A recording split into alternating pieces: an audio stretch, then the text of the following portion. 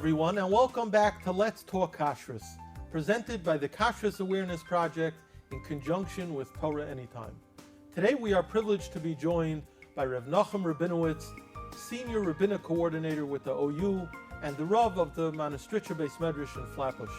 Thank you, Rabbi Rabinowitz. Thank you so much for having me.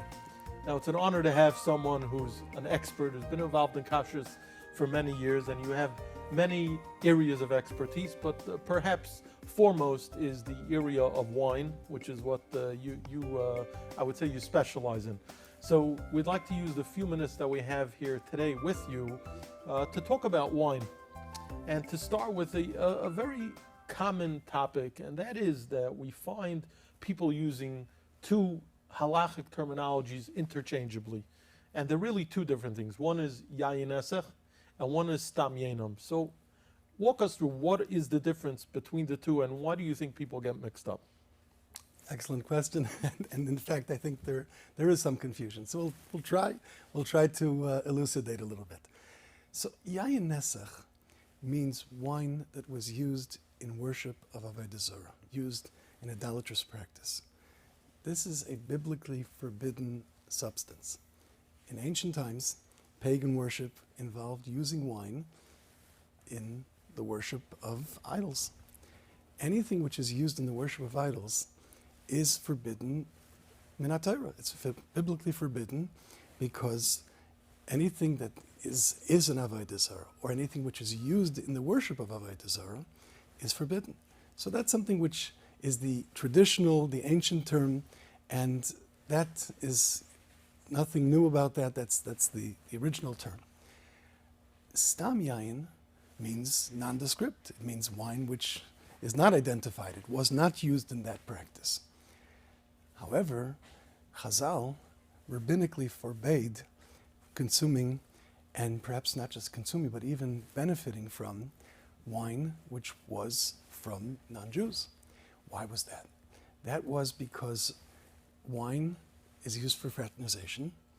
People become intimate when drinking wine socially, and ultimately that can lead to intermarriage. So it's a gzeira of chasnus, just like the gzeira of bishalakum and pasakum, which are also chasnus, right? Correct. But sometimes people think the two are not related. What is idolatry and what does intermarriage, what do they have to do with each other? But actually there is a very close connection. When Klal Yisrael were entering into Eretz Yisrael, right before they crossed the Yarden, so they were in a place called Midian, and Bilam, who was the evil prophet, he tried to seduce the Jewish men to fraternize with the Midianite women, and also to worship the idols, because that's what goes hand in hand. When people marry together, they worship together. When they worship together, they marry together. So the two are not unrelated. In fact, there's a medrash that says that's when Pinchas established this takana, this gzeira of Chazal. It wasn't something that was accepted at that point in time, but he introduced this concept of Stam Yayin even then. So today, do we find real Yayin Nesech? Is that something that's extant? I think, for the most part, poskim have come to the conclusion that if it is found, it is very rare. The whole concept of idol worship, there's a concept that's said that minhag aveisehem biyodeim. We say that what they're doing is perhaps, and there is a wine which is used in libation in the Catholic Church and other services, but it's not as if they're actually worshiping Avodah Zarah. These are, obviously broader questions in terms of how we define Avodah Zarah in other religious practices. But for the most part, I think poskim have concluded that what we have today is Stam Yayin. And certainly where you're not aware that it was used in such a worship, we would consider that Stam Yayin. So you would agree that most of the time today when you hear people throw around the term Yayin Nesech, what they really mean is Stam Yayin or Stam Yeinam. Right? Correct. Correct. There are some actually differences in halacha. I was going to ask, what is the practical difference today? For the most part, the Shulchan Aruch says that Stam Yayin is very similar to Yayin Nesech in that they're both forbidden to consume and to benefit from. So you couldn't gift it to somebody, you couldn't sell it to somebody.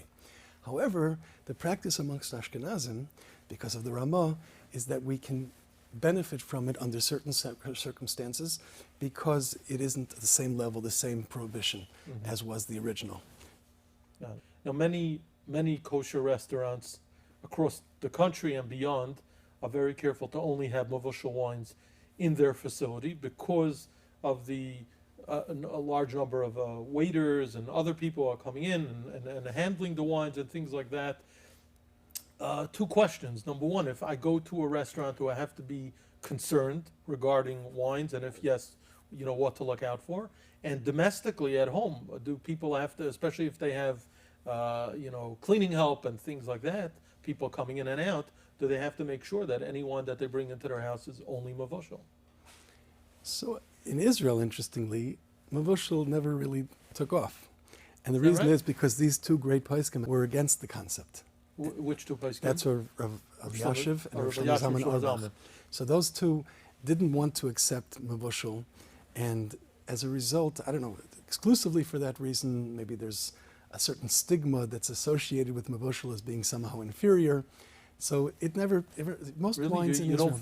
Most wines in Israel are not mavushal? No. That's So, interesting. some of the wines that are sold, the Israeli wines exported to America, those are mavushal for the U.S. market, Wow. or for the diaspora market. But what's sold in Israel is usually not mavushal, and as a result, and I'm sure it's more complicated because in Israeli hotels and in Israeli restaurants, they also have non-Jewish help. Right. But they have designated individuals who are in charge of pouring. It's a little bit more complicated. But here in the United States, I think all the reputable hashgacha have decided that it's just not worth the the hassle. And Right. It's not worth the risks that are involved.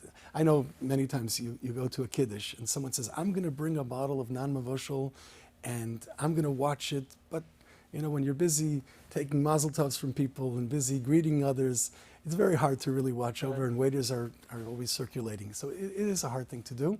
So in a restaurant, in a catering situation, it's really best advised to avoid. And I think most of the hashgachas will insist on that. They won't Right. allow. Sure, I've been non-mavushal. at an event on Shabbos where someone related to the Simcha brought his own bottle of non-mavushal wine, and the mashgiach came out, and he said, "I'm not going to continue to supervise this event if that bottle is here. I insist that you take it out," because he didn't want to take any chance of the Gentile help, touching it, or some other issue will come up. He didn't want to have to deal with that. Right. So continuing the question regarding domestic help, what should people be aware of at home? Okay, I think domestic help is a broader discussion because like we started our conversation with the idea of intimacy of non-Jews in our lives. It manifests itself in many ways when we have so much help and people involved with our families on an intimate level. That said, if one has non-Jews, it's probably also best to avoid, unless you open a bottle and finish the bottle at the table, which is, obviously you could, I guess, monitor that in your own home. But if you commonly don't finish the bottle and you have a bottle which you want to store away, unless you have a closed closet or something which you can lock it away in, the halacha would be it would be preferable to avoid having non-mavushal. That said, in the event that you have non-mavushal and the wine was left unattended, so there are, under certain circumstances, there are leniencies. If the non-Jew did not have permission to use or to pour the wine or to open the bottle, there are leniencies when Jews are circulating and the non-Jew would not want to be found to have touched or moved or drinking the wine.